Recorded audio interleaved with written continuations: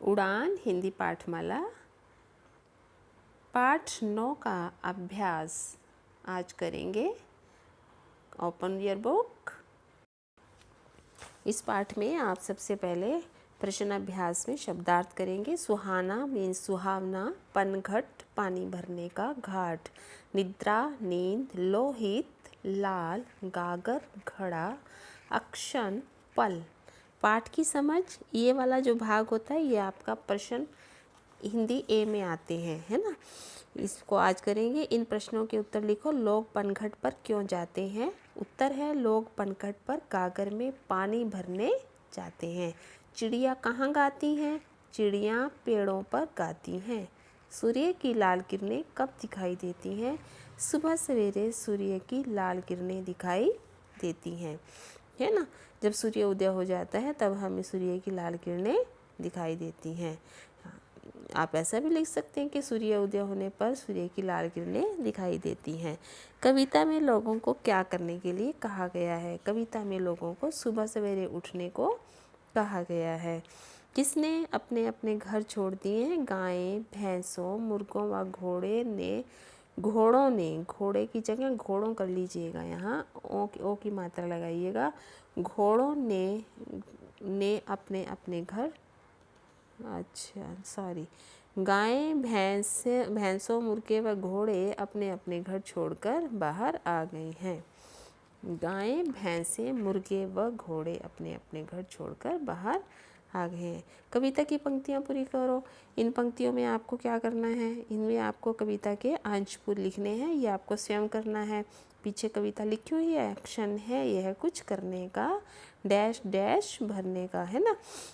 तो ये वाले आपने अपने आप से करने हैं। रंग भरने का, रंग नया कुछ भरने का, आओ सारे, है ना। डैश स्वागत करने, लोहित किरणों का स्वागत करने, पनघट पर गागर को भरने, जागो सारे। ये कविता में से देख कर लिखना है और ख़ास ध्यान रखना है कि स्पेलिंग की मिस्टेक बिल्कुल ना हो। आप बहुत ध्यान से लिखेंगे, मुझे पता है आप अच्छे बच्चे हो। और इसके बाद है अगला अभ्यास है आपका भाषा की समझ। इसमें आपको ये वाला भाग जो है आपका हिंदी बी में आता है। इसमें पहला प्रश्न है बहुवचन बनाओ। तितली, तितलियाँ, चिड़िया, चिड़ियाँ। अब देखिए चिड़िया और चिड़िया में कितना अंतर है। कुछ भी अंतर नहीं है। तितली में ई की मात्रा है, बड़ी ई की मात्रा है, लेकिन तितलिया में ल को छोटी की मात्रा होगी, चंद्र बिंदु हो गया। चिड़िया में सेम लिखना लेकिन चंद्र बिंदु आ गया। चिड़िया मतलब एक चिड़िया, चिड़िया मीन्स बहुत सारी चिड़ियाँ, तितली मीन्स एक तितली और तितलियाँ मीन्स बहुत सारी तितलियाँ। अब देखिए नीचे है लड़की, लड़की, लड़कियाँ। तो इसमें भी ई की मात्रा थी, बड़ी ई की मात्रा थी और छोटी की मात्रा बन जाएगी और चंद्र बिंदु लग जाएगा या के ऊपर। तो इसमें आपको क्या ध्यान देना है? एक नियम देखिए, जहाँ पर जिन शब्दों को बड़ी की मात्रा लगती है उनमें अधिकतर में हम बहुवचन बनाते समय छोटी की मात्रा लगाते हैं और साथ में य, आ और चंद्र बिंदु लगाते हैं। ये नियम ध्यान रखिएगा। गायें एक गाय होती है और गायें यानी बहुत सारी गायें, य ए और बिंदु। भैंस, भैंसे। अब इसमें दोनों जगह बिंदी आई है, इस चीज़ का ध्यान रखें, भैं पर भी और से पर भी। भैंसे, मुर्गा, मुर्गे। तो ये तो आपका हुआ भाषा समझ का बहुवचन। और प्रश्न नंबर 2 है, इन वाक्यों में से संज्ञा और क्रिया शब्दों को छांट कर लिखना है। संज्ञा तो आपको पता है क्या होती है, वो शब्द जिनसे हमें किसी व्यक्ति, वस्तु, स्थान आदि के नाम का बोध होता है या किसी वस्तु की जाति का बोध होता है। और क्रिया क्या होती है? जिस शब्द से हमें किसी कार्य के करने का बोध होता है, कार्य करने का। तो हम देखो पेड़ों पर चिड़ियाँ गाती हैं, यानी पेड़ क्या है? किसी वस्तु का नाम है, चिड़िया भी किसी वस्तु का यानी प्राणी का नाम है। तो ये संज्ञा में आ गई पेड़ और चिड़िया। गाती है आएगा क्रिया में, गाना एक कुछ करना है, करने को हम क्रिया कहते हैं। तो इसमें गाती जो है क्रिया है। दूसरे में है तितलियां हंसती हैं। इस वाक्य में तितलियां संज्ञा है और हंसती जो है वो क्रिया है। तीसरा वाक्य है ग बाग में फूल हैं। इस वाक्य में बाग और फूल दोनों ही शब्द जो हैं संज्ञा शब्द हैं और हैं जो है वो क्रिया शब्द है।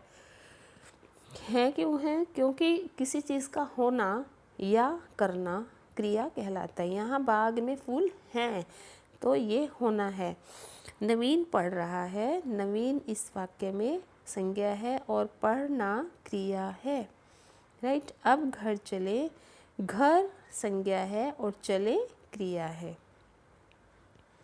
इसके बाद तीसरा प्रश्न, समान अर्थ वाले शब्दों को मिलाएं। समान अर्थ यानी एक ही शब्द, दो शब्दों का एक ही अर्थ होना, समान अर्थ। जैसे कि पहले शब्द में घर है और गृही से मिलाया गया, यानी घर का मतलब भी घर होता है, गृही का मतलब भी घर होता है। दोनों को हम घर के लिए प्रयोग में लाते हैं। गाय को गऊ कहते हैं, गागर को घड़ा, निद्रा को नींद। जिस तरह से आपके शब्दार्थ होते हैं बिल्कुल वैसे ही हैं। लोहित लाल, घोड़ा अश्व, अक्षण पल, सुहाना सुहावना। ठीक है, तो ये आपने आज कर लिया है। अब हम इसके नेक्स्ट पेज पर चलते हैं।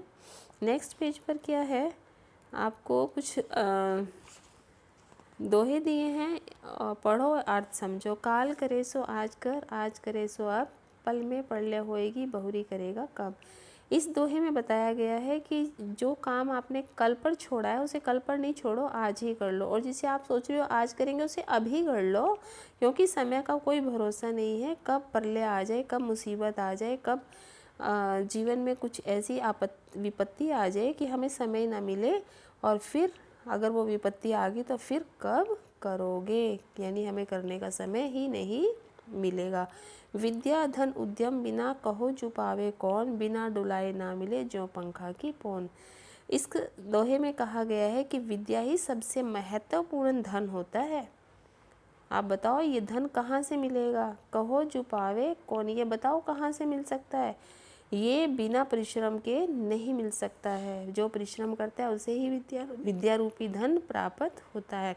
धन का मतलब हम विद्या पढ़ते हैं और हमारी बुद्धि का विकास होता है और हम बुद्धि का प्रयोग करके इस जीवन में अनेक प्रकार के साधन जो है वो कमा लेते हैं। बिना डुलाए ना मिले जो पंखा की पौन। जिस तरह से आप हाथ से हिलाने वाला पंखा आपका होता है, अगर आप उसे हिलाएंगे नहीं तो उसे पौन नहीं मिलती, मीन्स हवा नहीं मिलती है। ठीक उसी तरह से यदि आप परिश्रम नहीं करोगे तो आपको विद्या रूपी धन प्राप्त नहीं होगा।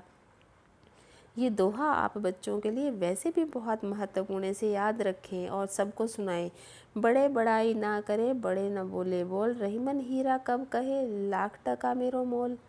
अरे इस दोहे में कहा गया है कि रहीम जी ने बताया है कि कभी भी आपको घमंड से भरे हुए बोल नहीं बोलने चाहिए, अपने आप में अभिमान नहीं करना चाहिए।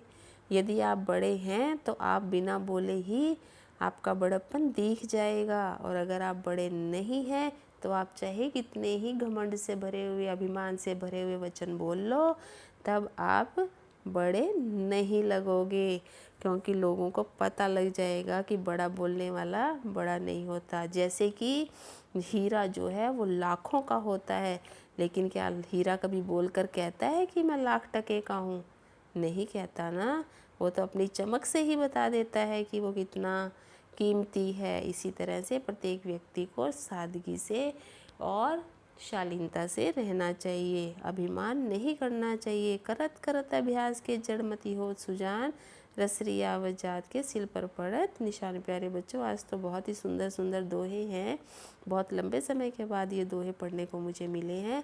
इस दोहे में भी आपके लिए एक शिक्षा छुपी है। इसमें कहा है कि जो बार बार अभ्यास करता है उससे जड़मती यानी मूर्ख आदमी भी समझदार सुजान हो जाता है, बुद्धिमान हो जाता है। जिस प्रकार की जब कुएं की सिल पर बार बार जब रस्सी डालते हैं घड़े से लटका के, तो उस सिल पर भी निशान पड़ जाते हैं, जबकि रस्सी बहुत कोमल होती है। यानी कि बार बार कोई कार्य करने से निशान पड़ जाते हैं, यानी वो चीज़ हम सीख लेते हैं। यदि आप बच्चे अपनी पढ़ाई का बार बार अभ्यास करेंगे तो आपको सज्जन होने से कोई भी नहीं रोक सकता। बड़ा हुआ तो क्या हुआ, जैसे पेड़ खजूर, पंथी को छाया नहीं, फल लागे अति दूर। प्यारे बच्चों, बड़ा होने से कुछ नहीं होता, यानी शारीरिक से कुछ लोग देखे हमने जीवन में कि शरीर से बड़े होते हैं तो वो अपने आप को बहुत बड़ा समझते हैं कि हम ही सबसे बड़े हैं, लेकिन शरीर से बड़ा होने से नहीं, बुद्धि से भी बड़ा होना चाहिए इंसान को, तभी वो बड़ा माना जाता है।